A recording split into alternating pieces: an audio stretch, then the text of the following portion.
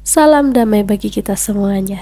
Oke, jumpa lagi dengan saya Puji Kristiani dan kini waktunya kita hening sejenak menelisik bawah Laten Indonesia.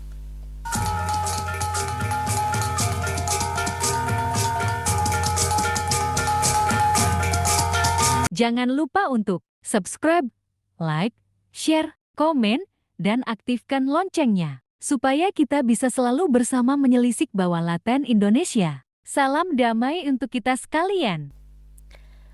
Pada video ini, kita membahas agama lokal dari Sumatera Utara, Parmalim.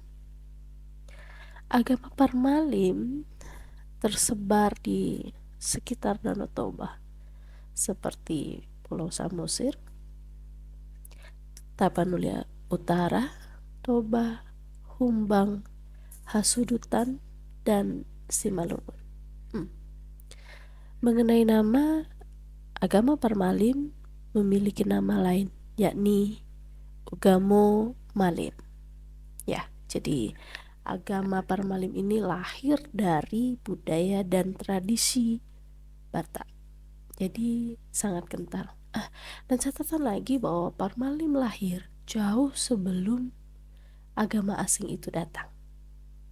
Oke.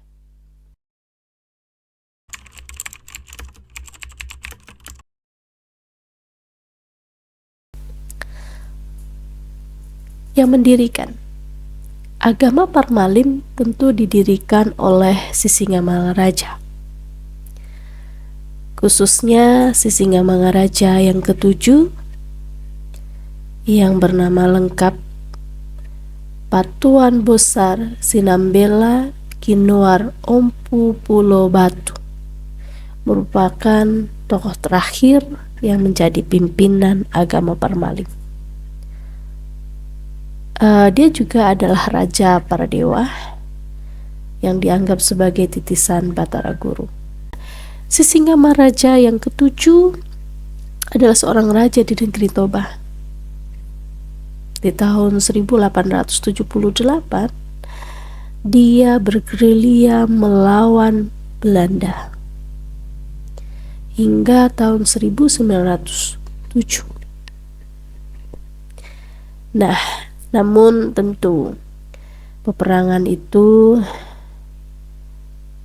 membuat Sisingamangaraja 7 tewas. Kita ketahui bahwa Sisingamangaraja 7 dianggap sebagai pahlawan nasional oleh pemerintah Indonesia di tanggal 9 November tahun 1961. Dia dihormati sebagai tokoh pahlawan perjuangan melawan penjajahan.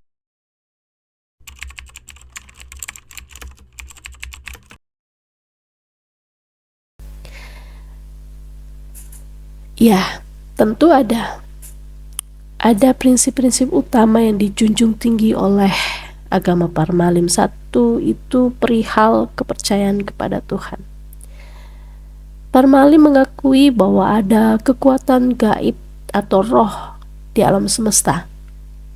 Mereka percaya adanya Tuhan, Sang Pencipta segala sesuatu dan yang mengatur alam semesta.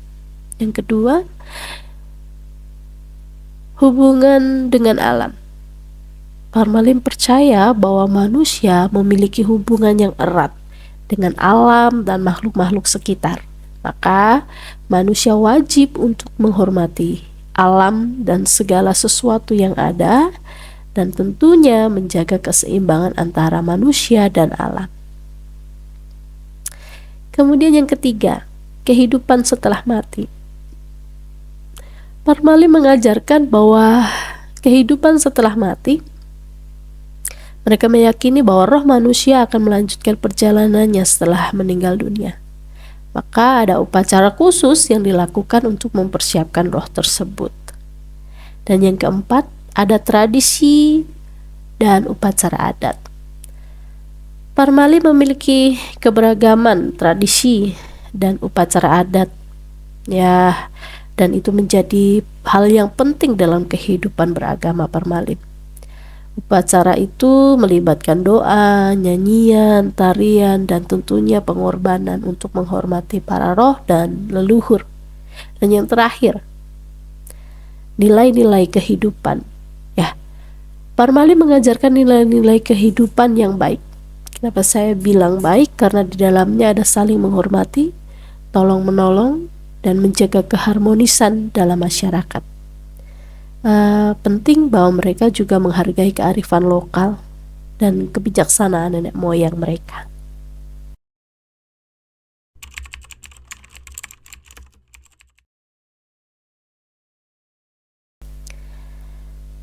Ya, tentu sebagai agama tentu ada sesembahan mereka.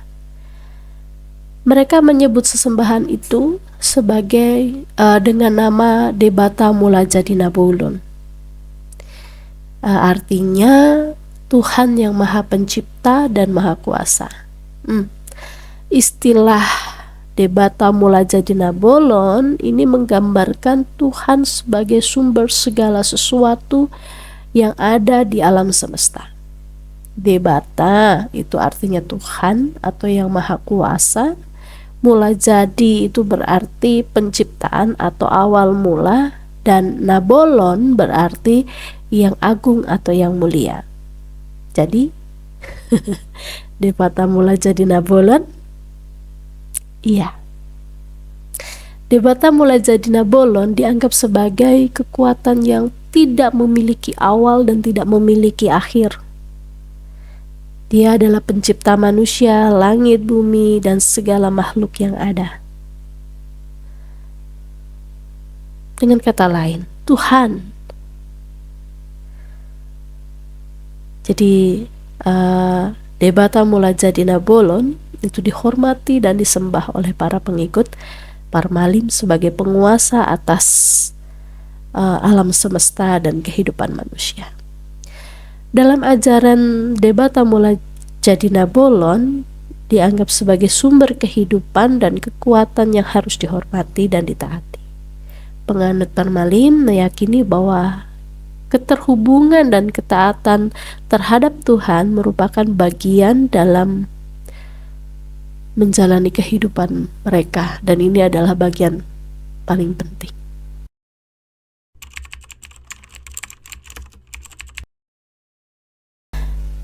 Ada 3 setidaknya yang saya catat mengenai ritual dan upacara. Pertama, ada Sipahasada dan Sipahalima.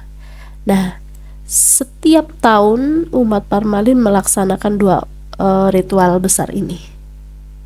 Ritual ini biasanya ada tarian tortor sebagai bentuk pemujaan, kemudian tarian ini diiringi alat musik tradisional Batak yaitu gondang sabungunan. Jadi pada pelaksanaannya, laki-laki yang sudah menikah mengenakan sorban di kepala, sarung, dan baju adat. Kemudian yang kedua adalah Hurbosanti. Upacara Hurbosanti adalah upacara pengorbanan kerbau yang dilakukan oleh masyarakat Parmalim atau pengikut Parmalim. Di upacara ini, kerbau dipercaya sebagai hewan yang sakral, yang dianggap sebagai persembahan kepada Tuhan. Upacara ini memiliki makna religius dan merupakan bentuk penghormatan kepada alam dan kehidupan. Kemudian yang ketiga, Patikni Ugamu Malim. Patikni Ugamu Malim dilakukan untuk mengetahui segala kesalahan dan dosa, serta memohon ampun dari Tuhan Yang Maha Esa. Upacara ini juga menjadi momen untuk melaksanakan kebaikan dan memperbaiki diri. Patikni Ugamu Malim merupakan upacara penting dan tentunya dalam menjaga keseimbangan spiritual dan moral dalam kehidupan sehari-hari. Ya, setiap upacara ritual memiliki makna dan tujuan tersendiri, ya, seperti mempererat ikatan keluarga, menghormati leluhur, dan menghormati alam serta Tuhan.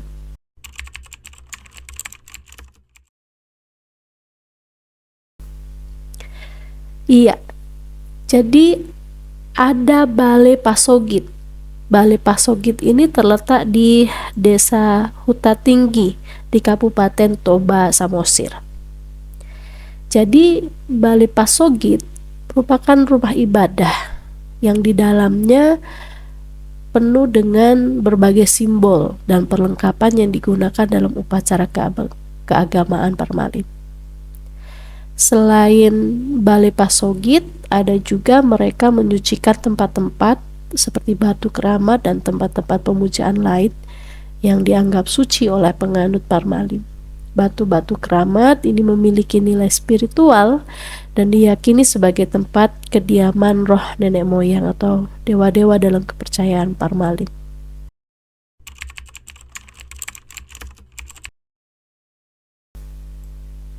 Ya, terdapat beberapa nilai-nilai kehidupan yang dijunjung tinggi. Dan ini dapat kita pelajari, kita implementasikan dalam kehidupan kita di masa kini. Yang pertama adalah ajaran atau nilai kehidupan saling menghormati. Jadi Parmalin mengajarkan kita penting saling menghormati antara individu.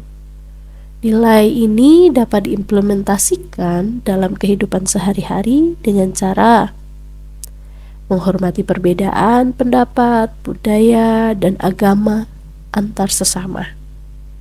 Ya, sehingga terciptalah kerukunan dan harmoni dalam masyarakat yang multikultural seperti Indonesia ini. Kemudian yang kedua lah tolong menolong. Parmalin mendorong individu pengikutnya itu untuk saling membantu dan tolong menolong. Implementasinya untuk kita adalah